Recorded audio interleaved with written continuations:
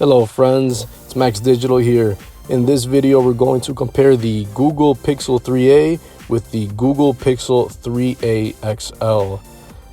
I got the idea for this video because a recent person on Twitter, King of Tech Deals, was posing a question on which phone should he get.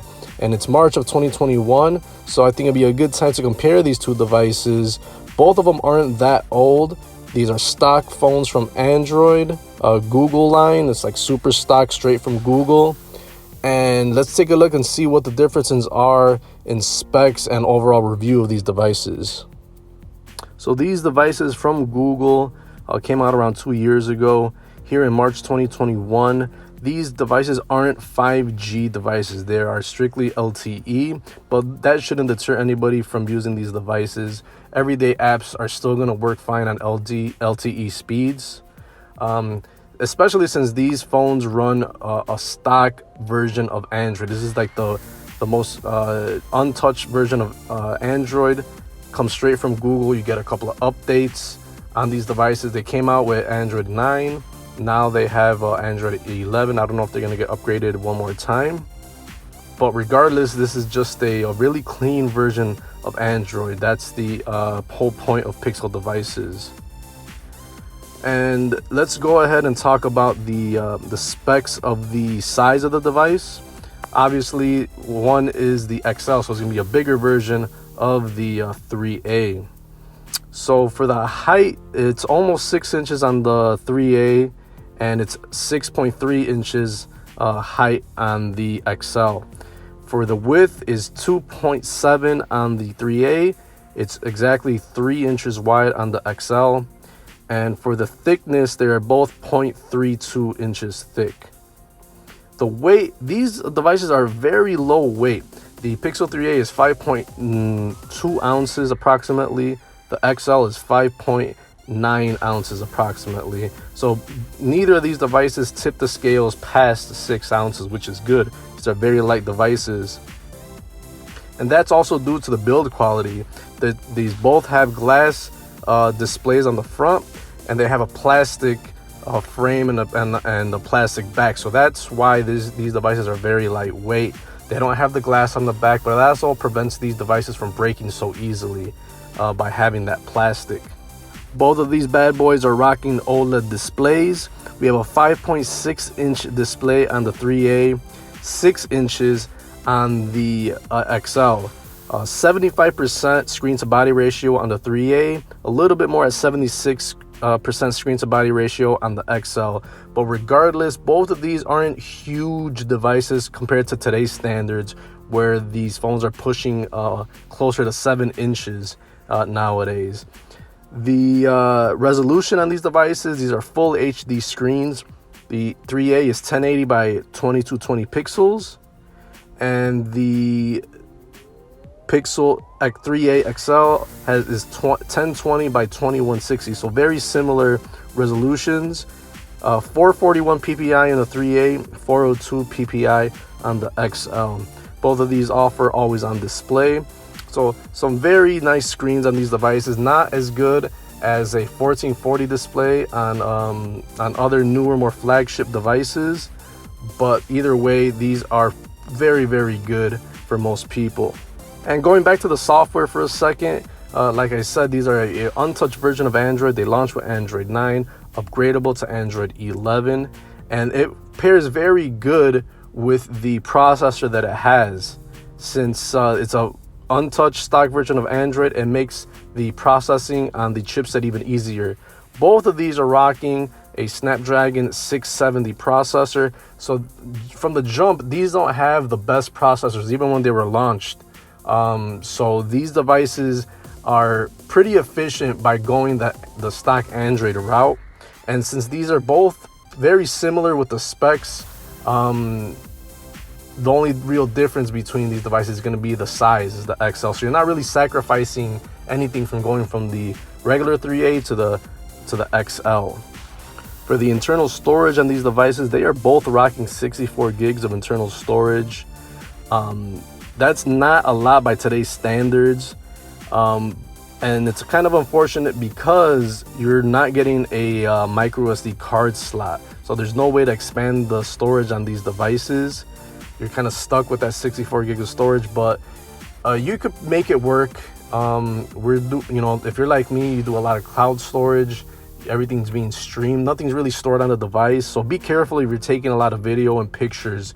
But for most people, 64 gigs should be good if you're careful. Next, let's talk about the cameras on these devices. Both of them are rocking a single camera. It's a 12.2 megapixel shooter. It records up to 4K video, which is nice. I don't think a lot of people are going to take advantage of 4K video.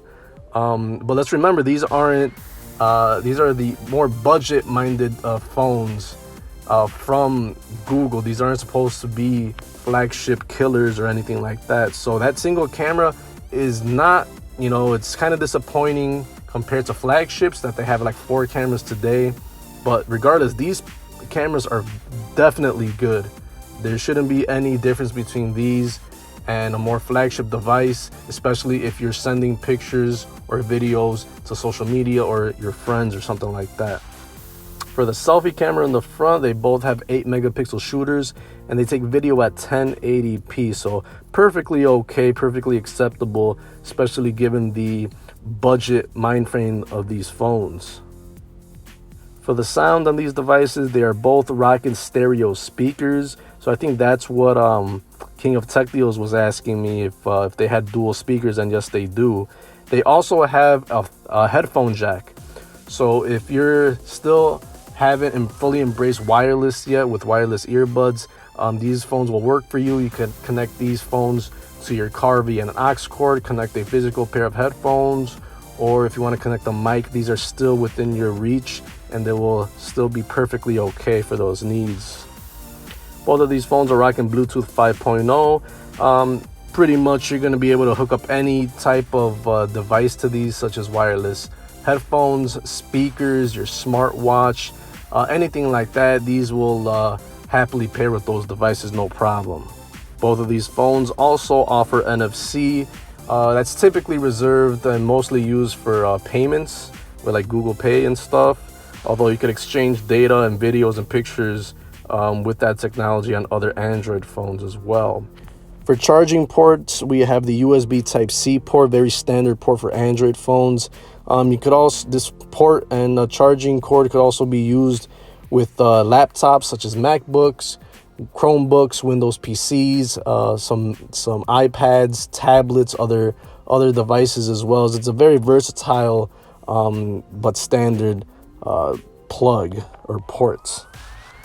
On the back of these devices, you'll find the fingerprint reader. That's how you'll unlock the device. A very reliable way of unlocking your phone. For the batteries, we have a 3000 milliamp battery on the 3A and we have a 3700 milliamp battery on the XL. So this is probably one of the downsides of these phones, is the smaller batteries compared to phones nowadays. The standard starts at 4000 milliamps, so that 3000 milliamp is really not going to cut it. The XL doesn't have a much better battery either. So some batteries now are going 5000. That seems to be like the default option now for phones if you want to be impressed by battery life. Thankfully, these phones offer fast charging at 18 watts. So if you do use your phone a lot and you need to recharge, you're gonna have to rock with that fast charging. But you plug it in, you shouldn't have a big problem getting a few percentages up with a couple of minutes of charge. The last thing to mention about these phones is price. So when these phones were released, it was like the first time Google Pixel line introduced a budget version of its flagship. So the Pixel 3 came out and then this 3A came out. Think of it like an Apple SE of the flagships for Android. And obviously they had to cut some corners on these devices to get to that price point of the Pixel 3A came out with a price of $400 and the 3A XL was $80 more. So you had a $400 and around $480 when these phones were released. But now in March of 2021, if you're trying to get these devices, you can get them on the low. You can get the Pixel 3a for less than $100, and you can get a 3XL for around $130 used if you go like on Swappa or some places. So these are some very, very value driven used phones if you could find them at the right place. These phones should stay speedy since they're running the newest version of Android. I just would be careful with the used models because that battery, since these came with small batteries back then, 2 years later they might be really used and not last as long. So be careful doing that when you buy these phones.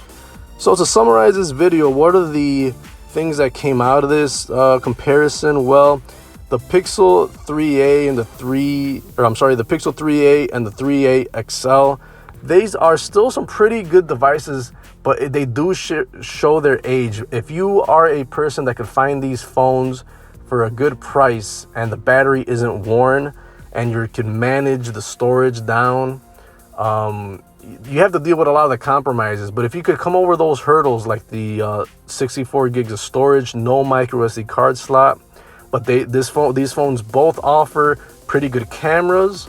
They offer a clean version of Android, and it's a stock version of Android, and you might still be able to get one more update out of these devices to like Android 12.